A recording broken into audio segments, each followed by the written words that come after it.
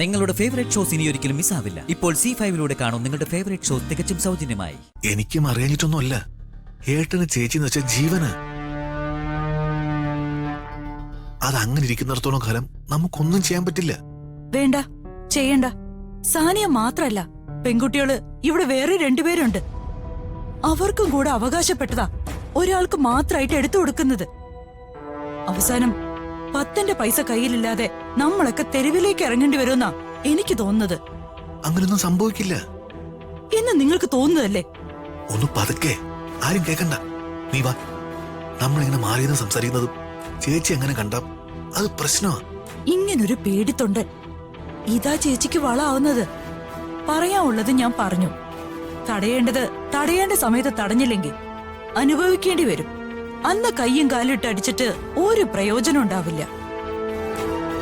നീ വാ.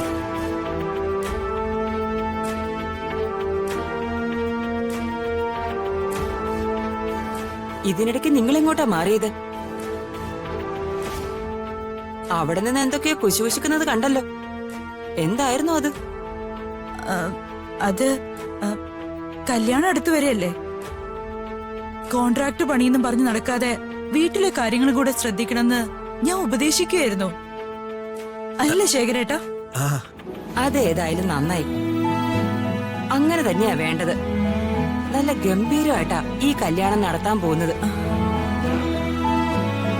ആളുണ്ടാവണം എല്ലാത്തിനും ഓടി നടക്കാൻ.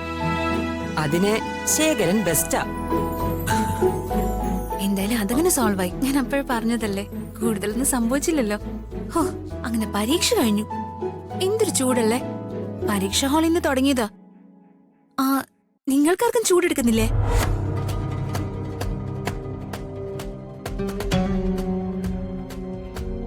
എനിക്കെടുക്കുന്നുണ്ട്.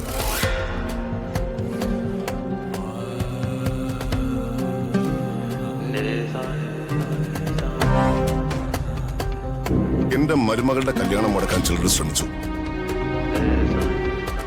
അതിന് ശ്രമിച്ചവരാരായാലും അവർ ഈ പ്രതാപവർമ്മ ആരാണെന്ന് മനസ്സിലാക്കുന്നത് നന്നായിരിക്കും. സിംഹാസനത്തിൽ ഇരിക്കാനും എനിക്ക് പറ്റും, മുണ്ട് മടക്കി കുത്തി കവലയിൽ നിന്ന് തല്ലുണ്ടാക്കാനും എനിക്ക് പറ്റും. അതുകൊണ്ട് ഇനി ഈ കല്യാണം മുടക്കാൻ ആരെങ്കിലും ശ്രമിച്ചാൽ പ്രതാപവർമ്മയുടെ മറ്റൊരു മുഖം കൂടി അവര് കാണേണ്ടതായി വരും.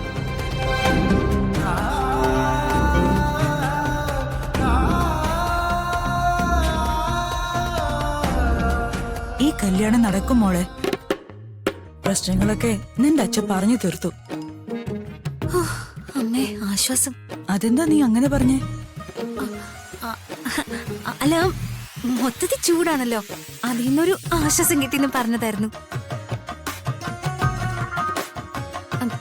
പരീക്ഷയായിരുന്നല്ലോ, അതിന്റെയൊക്കെ ചൂട് വേറെയുണ്ട്. ഒന്ന് കുളിക്കണം, ഫ്രഷ് ആവണം. മോള് വാ.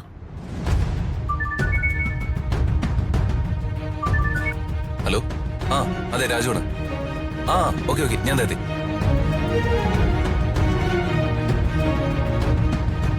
അവളെ ഒരു പാഠം പഠിപ്പിച്ചില്ലെങ്കിൽ എന്റെ പേര് അംബിക എന്നല്ല.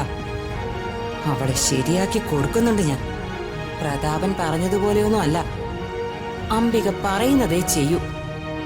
ചെയ്യാൻ പറ്റുന്നത് മാത്രമേ പറയൂ.